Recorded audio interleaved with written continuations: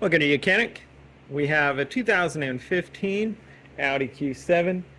This Audi, we're going to show you the process to be able to add windshield washer fluid to your vehicle.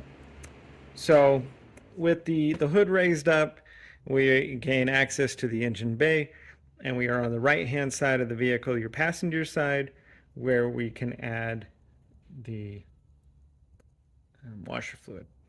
We have the reservoir here, and we have the blue cap here with the washer symbol on it for your windshield washer fluid.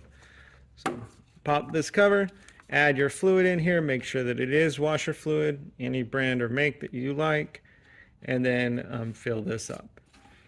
And then just close the cap, and that would be how you would add your washer fluid to your vehicle on this Audi Q7.